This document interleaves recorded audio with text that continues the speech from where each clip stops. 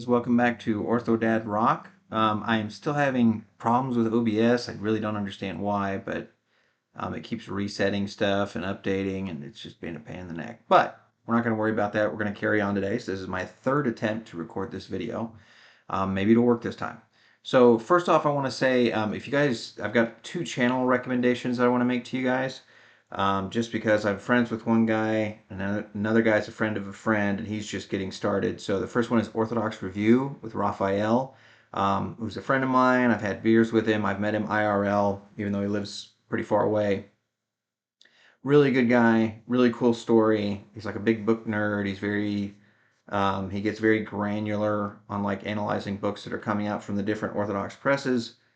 He's well worth checking out. He's someone I listen to when I'm trying to chill. Um, and then we've got, then the other one is called Answering the Anomaly. And it is a channel that just started that the guy has a crazy story. He's got a really good voice, great voice for what he's doing. Now, the first episode is very long, and it's kind of because he's going into like the whole UAP, UFO thing that's being discussed, but he's doing it from an Orthodox point of view. So a lot of it's going to be like kind of really basic ground to cover, but it does have his story in the first video. So links to all those channels are down below. Even if you don't have time to go watch them, please go subscribe. Just help these guys out. The Orthodox got to stick together, and I'll vouch for both those guys. Anyway, so there's that. We're going to be getting back into Patriarcha today and talking about. We're going to finish the introduction, and then we're going to get into the actual the text itself. We're going to start working through it. So last time we were talking about the Puritans. We were talking about getting rid of the feast days, destroying people's ties to the church, and removing intermediaries. We talked about all that. So let's get back in here.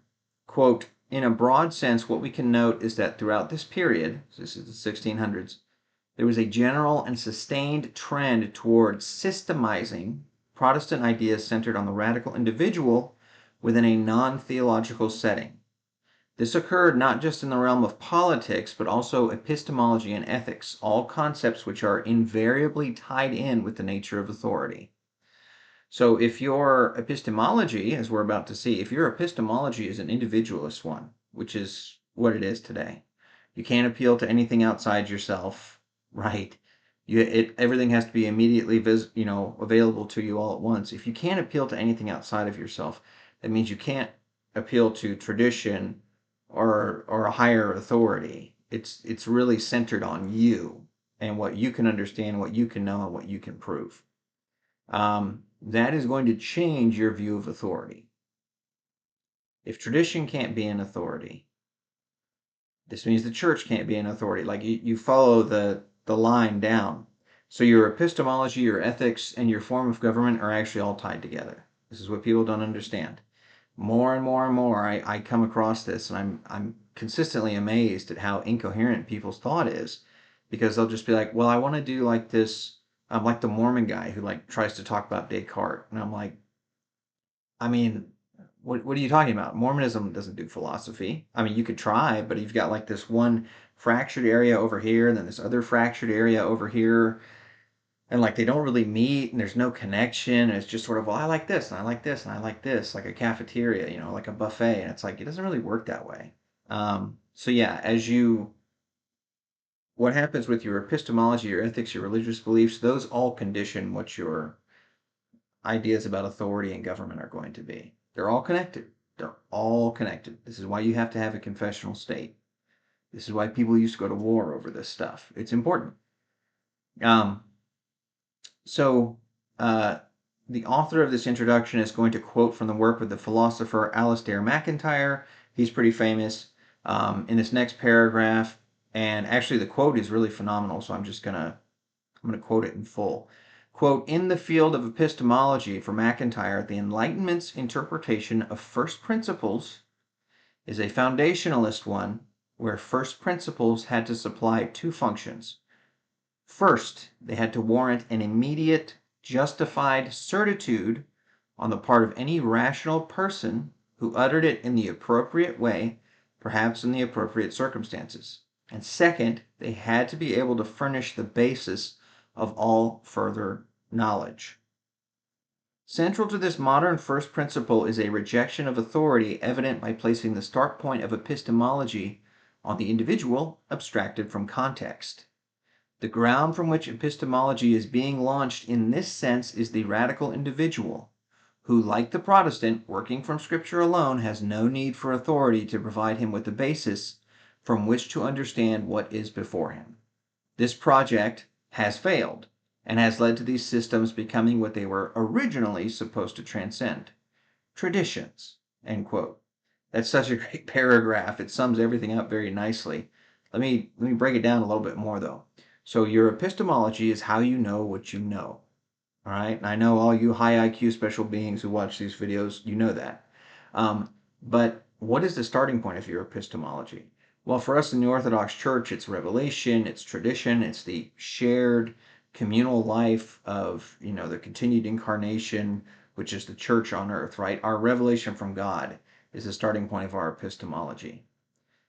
In the Protestant and secular worldview, although the Protestants will try to say the Bible, in reality, of course, when you have sola scriptura, it's that the individual is actually their own pope. They're their own arbiter of what's true and what's not, and how to interpret everything. The individual is the grounding of their epistemology. If you press them hard enough, they'll admit that. Or maybe they won't admit it, but they'll show you that's what they actually believe. And they'll say, oh no, we can rely on other traditions and church fathers, and then but when they're actually pressed, they'll pick their own interpretation as the start of epistemology versus a church father or the tradition. Um, so this is something that Protestantism really makes popular. It popularizes it big time. So there would have been no, like popular sovereignty as an argument was already being pushed, but it really wouldn't have caught on in Europe in the way that it did without Protestantism, because Protestantism um, gives people a mechanism for determining their own religious truth. And as it gives people a mechanism for that, that same idea can be applied to the realm of government, philosophy, everything. It's all about the radical individual. No matter how much they get mad, no matter how much they try to deny that, that is historically what we have seen happen. It's a foundationalist uh, it's a foundationalist worldview. So foundationalism, for those of you who don't know, foundationalism says I pick this axiom, right? And from this axiom, this first principle, I build everything else on top of it. You're not allowed to question that first principle. It has to be assumed for the rest of the system to work. And you might say, well, that's what everybody believes, but not really. Like, for example, Orthodoxy is not foundationalist, because if you really got into it, you could look at things like the transcendental argument for God, um, or you could look at Aristotle's idea of, like logic exists because, to assume something else like leads to absurdity. You can't even communicate at all if you don't have logic. I forget the exact technical term for it, but foundationalism says that I pick a starting point. This is my arbitrary starting point, and from there I build everything up. That's what Protestantism is.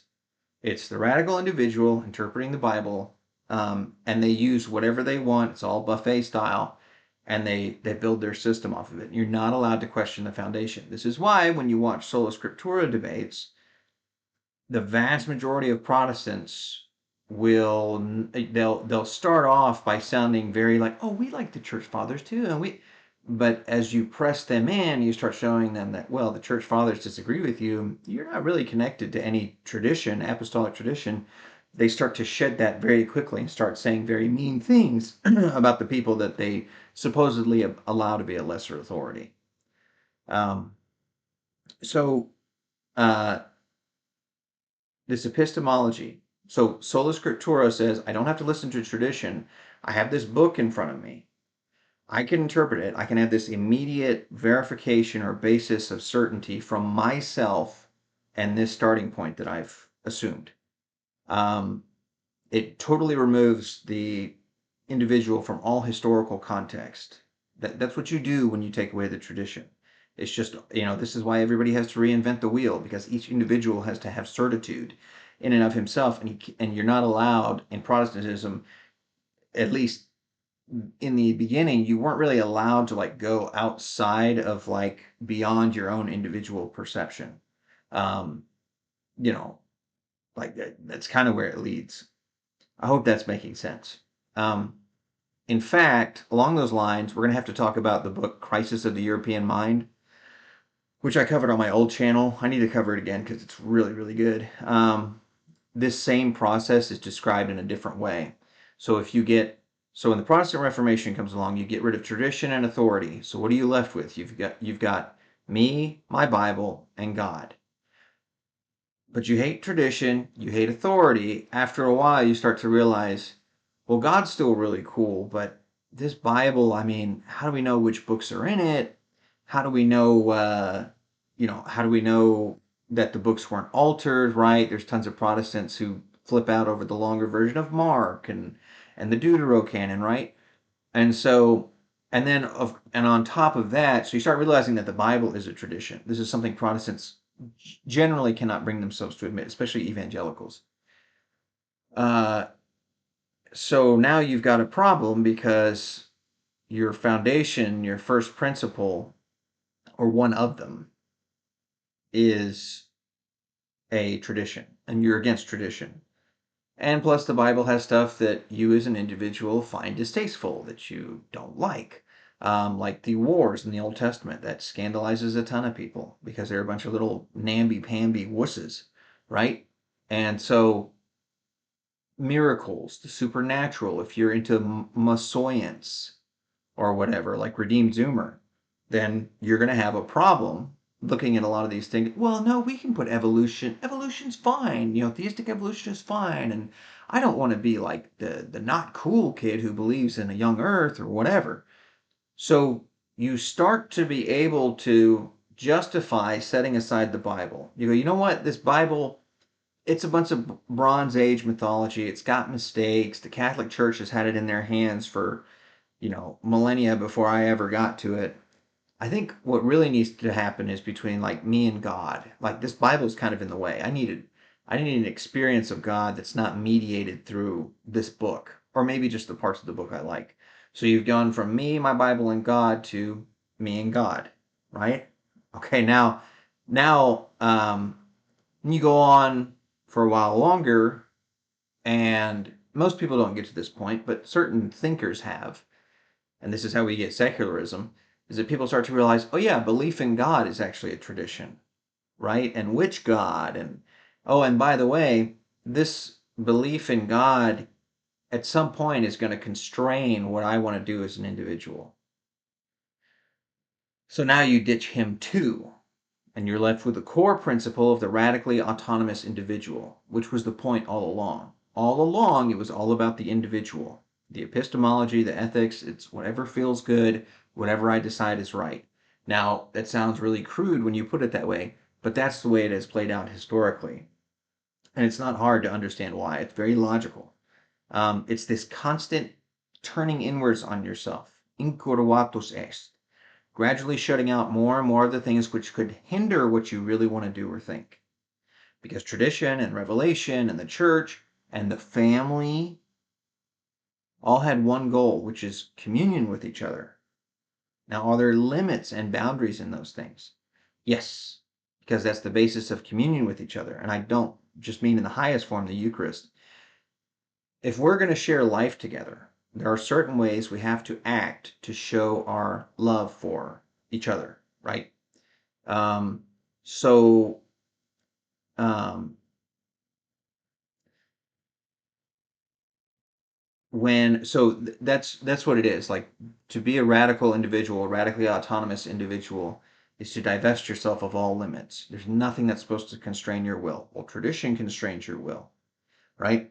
When Ralph Waldo Emerson, got really into transcendentalism, he's one of our big national poets or whatever.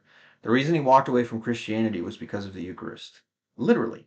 He said, I don't want to be bound to anyone else in that way. I want to be a totally free, self-willing individual. And that's why he walked away from Christianity.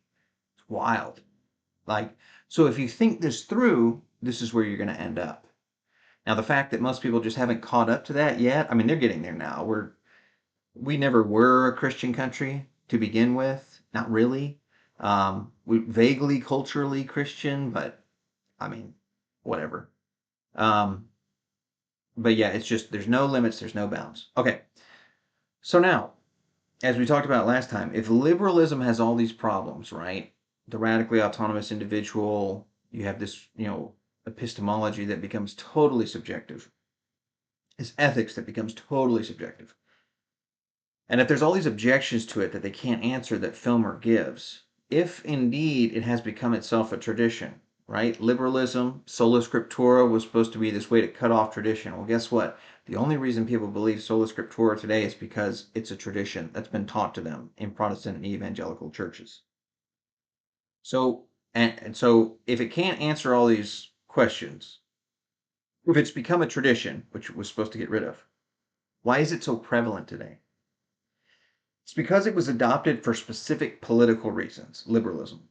And the states which adopted it have pretty ruthlessly and hypocritically crushed any alternatives in other nations or in their own populations.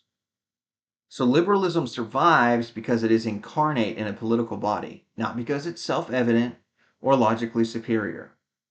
Quote, the nature of this embodied power is that of a centralizing center of power ranged against a society comprised of newly liberated individuals. If you are atomized, you can be co-opted and propagandized. Quote, Filmer was not proved wrong. He was sidelined by a centralizing political structure because he was of no use to them. End quote. And that's page 29 of the introduction. All right, so now we finally get on to Filmer proper. So we're going to start with his first work, Patriarcha, or the Natural Power of Kings. So Filmer tells us right off the bat who his opponents are. The Catholic divines like Bellarmine, Aquinas, and Suarez, and the disciples of Geneva. So this would be the Calvinists, the Presbyterians, who advance doctrines of popular sovereignty. Now, you might be saying, what? Catholics and Calvinists agreeing on political, ideas? Well, they believe them for very different reasons, obviously. It is going to be hard for me not to just quote this whole book verbatim, but I'm trying to summarize it for you guys.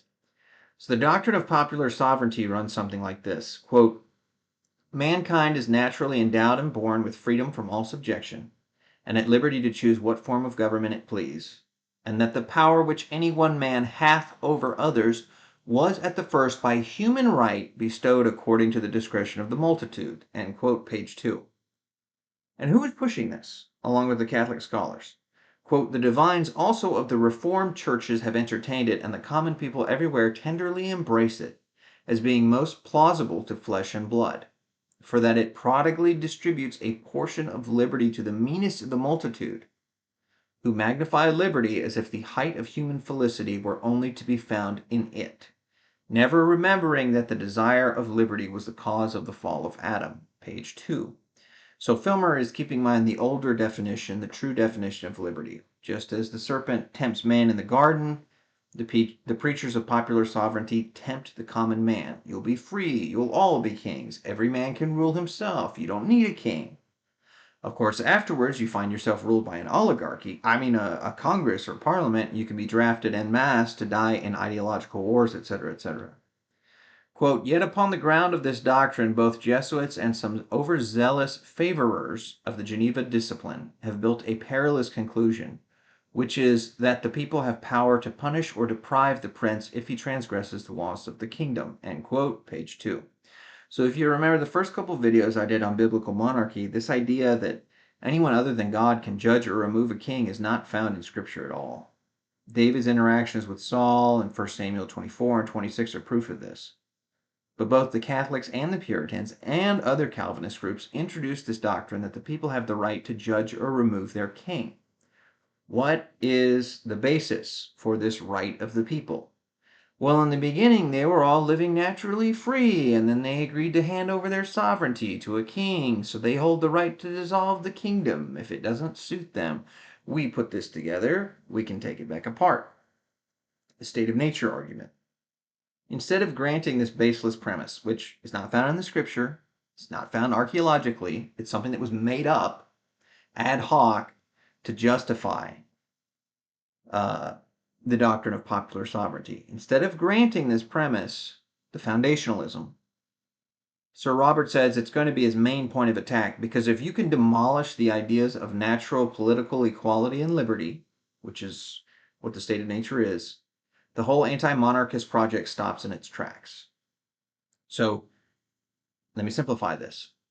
The idea that everyone who is that governments or sovereignty or authority came into being because people all got together and voted on it, and before that it was just anarchy and everybody did what he wanted to.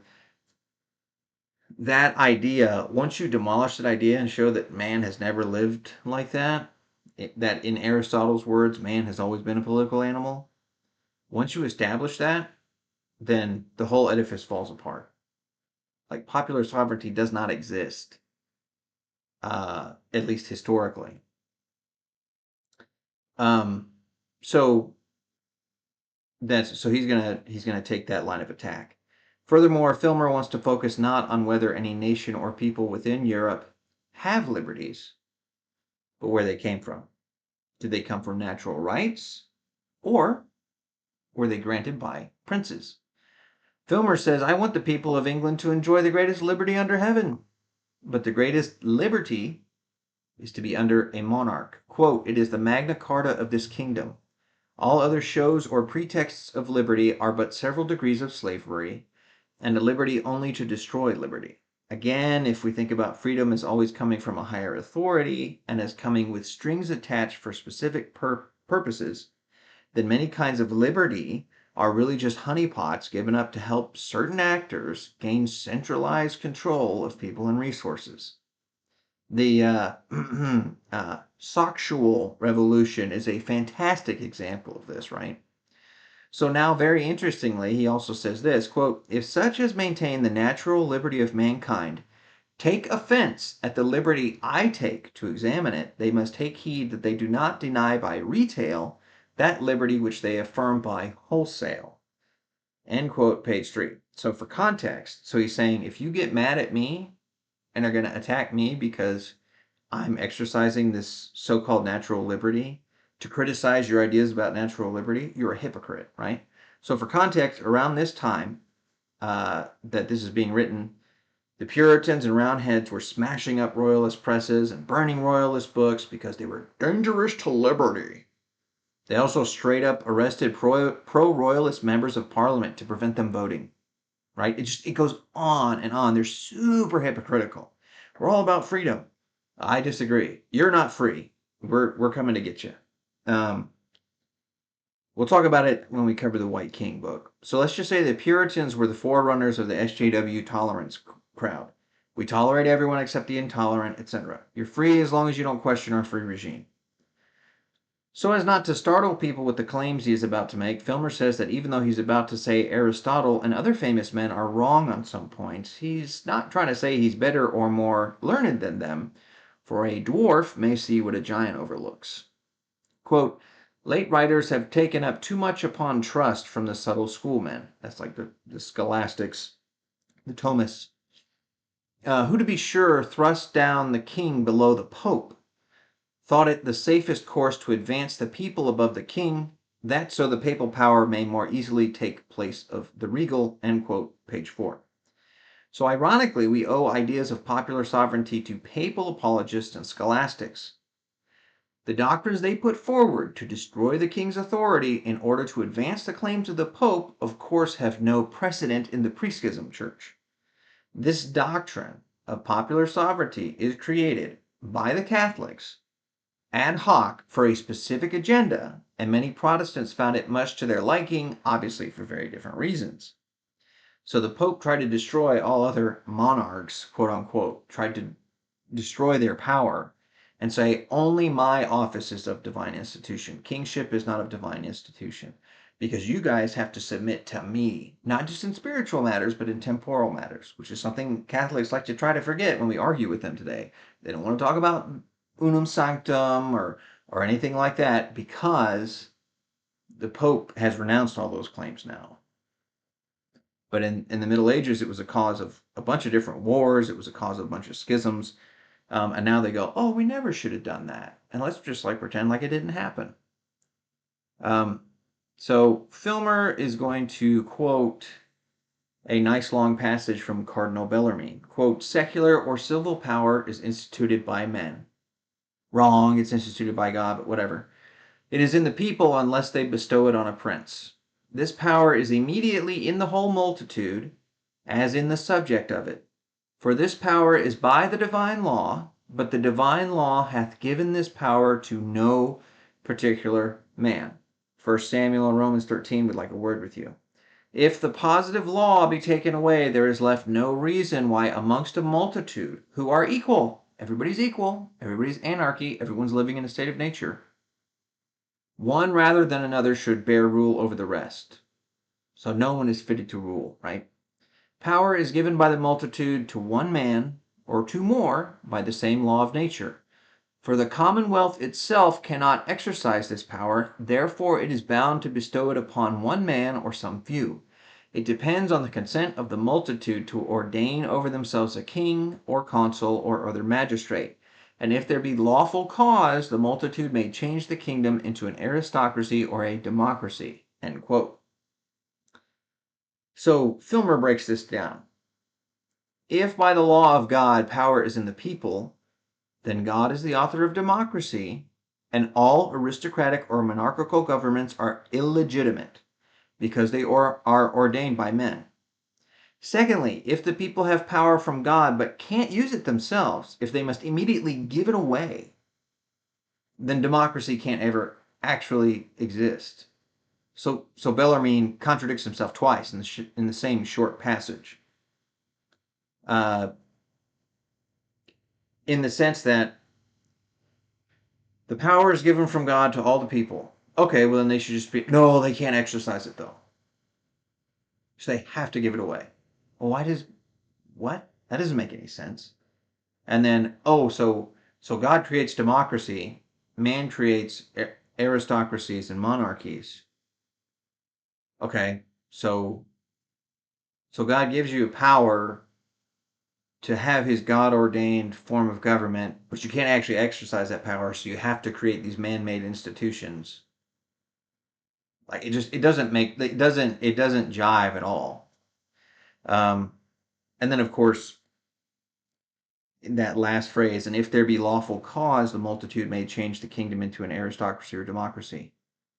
What do you mean by lawful cause? Like that sounds like, I mean, that sounds pretty nebulous and ambiguous. Filmer says it. He's like, who decides what's a lawful cause? The multitude? But we just said they couldn't exercise the power as a democracy, right? So they can decide when something is not lawful and change their form of government. But they also can't, act as a democracy. They have to give their sovereignty away to it on many different levels. It makes no sense. It's super confusing. More importantly than these contradictory claims is the proof upon which they are supposed to rest. Quote, that God hath given or ordained power is evident by Scripture, but God hath given it to no particular man, because by nature all men are equal. Therefore he hath given power to the people or the multitude. End quote. Yeah, women can be priests and whatever because, it says neither Jew nor Greek, male nor female. It's like brilliant exegesis there. Filmer says, I'll refute you out of another book that you wrote, Bellarmine. Quote, if many men had been together created out of the earth, they all ought to have been princes over their posterity. That's what Bellarmine says. Filmer's quoting him. In these words, we have an evident confession that creation made man prince of his posterity.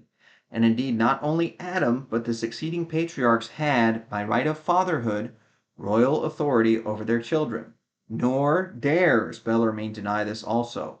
That the patriarchs, saith he, were endowed with kingly power, their deeds do testify. For as Adam was lord of his children, so his children under him had a command and power over their own children, but still with subordination to the first parent, who is lord paramount over his children's children to all generations, as being the grandfather of his people. Kingly, or end quote. Kingly authority is also fatherly authority. Fatherly authority is not something kids vote on or can dissolve. Kingly authority can't be voted on or dissolved by subjects. There's no hint of a general civil power in Scripture. But there is a specific form of authority given, which is that of the Father, which obviously images the authority of God the Father.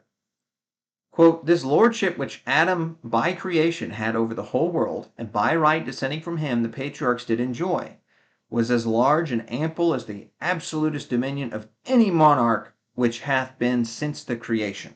End quote. So he gives some concrete examples of this fatherly authority of Adam.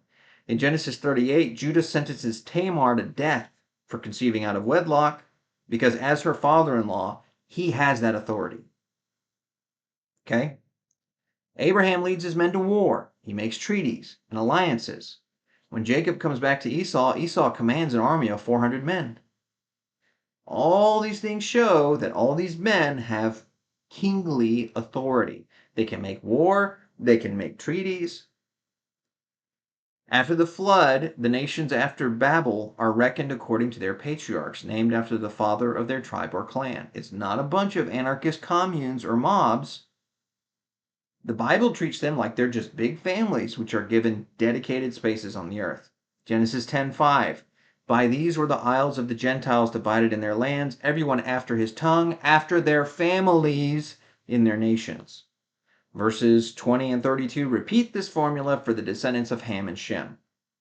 In fact, the Bible has all of these long, complicated genealogies all over the place, because it shows who has the right to rule over the nations, the tribes, etc. This includes Christ. So, for example, and this is, once you understand this and you understand that, like, that's why the Bible is so preoccupied with genealogies, is to, like, show where authority comes from. Like, literally even down to, like, in Numbers 27, the daughters of Zelophehad, they're telling Moses, we're not going to get an inheritance because we're all females. Who's going to possess this fatherly authority? And Moses has to make a special dispensation for them because they don't have men that are in a position to rule their tribes.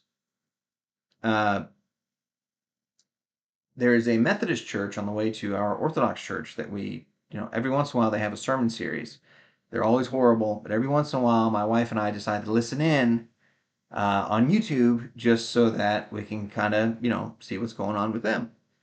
And it's always super cringe. And in one of them, he's like, what? Why do we care about the genealogies?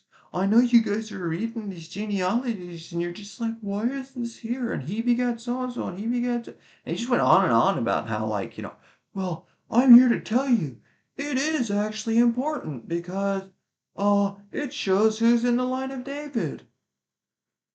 I'm like, you had to explain that to your people? Golly. Anyways. Quote, by manifest footsteps we may trace this paternal government unto the Israelites coming into Egypt, where the exercise of supreme patriarchal jurisdiction was intermitted because they were in subjection to a stronger prince. After the return of these Israelites out of bondage, God, out of a special care of them, chose Moses and Joshua successively to govern as princes in the place instead of the supreme fathers. And after them likewise for a time he raised up judges to defend his people in times of peril. But when God gave the Israelites kings, he reestablished the ancient and prime right of lineal succession to paternal government. End quote, page 8. So let me summarize kind of what we've gone over so far, just that I'm not confusing anybody. So Bellarmine admits, the guy who's been talking about popular sovereignty that Filmer's been responding to, admits that man, the first man by being created, has fatherly authority, kingly authority, princely authority over his descendants. And then for some reason, and that's in one book, right? And then in another book, he's going to use when he's speaking about the Pope, he's going to be like, yeah, it's pretty clear that, like, it should just be one man ruling, because there was only one man Adam made, and everyone, under him was bound to his authority. But then as soon as he switches over to another book where he's talking about kings, it was a state of nature, and everybody just got together and decided, and so they can dissolve the government, they can judge the king, they can take him down, they can create a different form of government. Well, you're talking out of both sides of your mouth, depending on what point you're trying to prove. So Bellarmine admits that there's a fatherly authority. Filmer says, good, yeah, here's all these examples in scripture. Like, this is what we have. Fatherly authority is the basis of kingly authority. Nations are ruled by fathers. Families are ruled by fathers. Tribes are ruled by fathers. Kingdoms are ruled by fathers. It's just at different degrees, right? They have the power of life and death. They can make war. They can make treaties. They can decide who lives where. Very obvious. That is the basis of kingly authority. Not a bunch of people getting together and deciding, oh, this sounds good. So to summarize, it's better to see the kingship in the promised land as a restoration of the patriarchal rule which was already practiced from the beginning. So there's a lot more continuity between the patriarchs, like under Jacob and the 12 tribes, right? There's a lot more continuity there going up to the king than you would maybe at first glance expect. Once you realize it's all just fatherly authority, the highest form of which we call kingly authority, then you're like, oh, they were never out from under kingly authority. Either they were under Pharaoh or they were under their own patriarchs and fathers of families. It's everywhere, right? At no point is there a republic. At no point is there a democracy. At no point can we even really say that there's an aristocracy or an oligarchy. So now, what about the idea that the kings are the father of their people? Obviously, we don't mean that everyone in a kingdom is descended from the physical body of the king. However, the descendant of the man who was the natural father of his people inherits the rule of those people, even his own brothers. We see this in Genesis, when God tells Cain he will rule over Abel. Quote, accordingly, when Jacob bought his brother's birthright, Isaac blessed him thus, be Lord over thy brethren, and let the sons of thy mother bow before thee. Genesis 28:29. So, when Esau sells his birthright, Jacob actually inherits kingly, fatherly authority over his family by buying that birthright. Quote, as long as the first fathers of families lived, the names of patriarchs did aptly belong unto them. But after a few descents, when the true fatherhood itself was extinct, and only the right of the father descended to the true heir, then the title of prince or king was more significant to express the power of him who succeeds. End quote, page 9. So, what we call king is just fatherly authority. After enough time has gone on, okay, I'll use an example. So let's say, I'm about to have my 7th kid. So let's say so right now I'm the father, right? Now let's say that like after the flood, I and my family had gone somewhere, and we gradually expanded and multiplied until 5 or 6 generations down the road, the oldest of the oldest of the oldest of the oldest of my great whatever grandchildren now has the right that's come down from me of father over that giant family. Their numbers are so big, they're so spread out now. We call that guy a king. It's just a type of fatherly authority. That's all it is. It's very simple. And if Judah had the right to take and to give life in Genesis 38, if we see that patriarchal authority exercised by Abraham and Esau and Jacob and everybody else, that's all that kingly authority is, and that is where it comes from. It is very simple. It is very logical. It is not that hard to understand. Now, people will object, but what if there's no heir? What if we can't figure out who's in the line, right? Can't power devolve to the people? Well, there's always an heir, even if nobody knows who it is. But if people don't know who it is, the power devolves back onto the heads of the ancient families of whom the kingdom is comprised. Quote, all such prime heads and fathers have power to consent in the uniting or conferring of their fatherly right of sovereign authority on whom they please. And he that is so elected claims not his power as a donative or a gift from the people, but as being substituted properly by God from whom he receives his royal charter of a universal father, though testified by the ministry of the heads of the people, end quote, page 10. Let me explain that. Um, so this fatherly office of king comes from God, not from the people. So this is not the same thing. The office of king is not the same thing as the office of president. The office of president is created by men, right? So when you elect someone to fill a man-made role, like that is not the same as God has created this fatherly role. We can't figure out the heir. Let's plug another guy in there, right? It's not the same as creating the office and then filling it, and it's a product of your will. It's something that needs to be filled, that's in the structure of creation, like God made it. And all you are doing is saying, this is the guy that's most qualified. And you can't just pick any random anybody either. That's pretty clear throughout history. You're not going to put a kid in there. Hopefully, you're not going to put a woman in there, right? Um, so, so in the case, in this case, um, here everything is God's doing. The people testify to the will of God in their selection and acclamation of a king, but they didn't create the office. They can't create the office. And if you go back to my videos on 1 Samuel, then you'll see there too, like the people asked for a king, but God has to choose somebody, and he has to be anointed by Samuel the judge. It's not just, we want this and we're going to get it. That's not how it works in Scripture. Now, Sir Robert clarifies something which should sound pretty familiar if you've watched my videos on biblical monarchy. What about when rebellion by the people or the nobles topples a king? Right? So that's what a lot of people will say. Well, what about if somebody gets, the king gets killed or he's assassinated or whatever? Quote, in all such cases, the judgment of God, who hath power to give and to take away kingdoms, is most just. Yet the ministry of men who execute God's judgments without commission is sinful and damnable. God doth but use and turns men's unrighteous acts to the performance of his righteous decrees. And that's, end quote, page 10. So, yes, kings get taken out. There are rebellions. There are all these other things. That's God's judgment, okay? His providence. But that doesn't mean that that is something you should aspire to be. A rebel or a conspirator or whatever. So, all right, I'm gonna leave that there for now, guys. I'm sorry. I hope this wasn't too confusing. It's a very dense book. I'm trying to summarize it as best I can. But I appreciate it, guys. Go subscribe to those channels I told you about earlier, and I will see you later.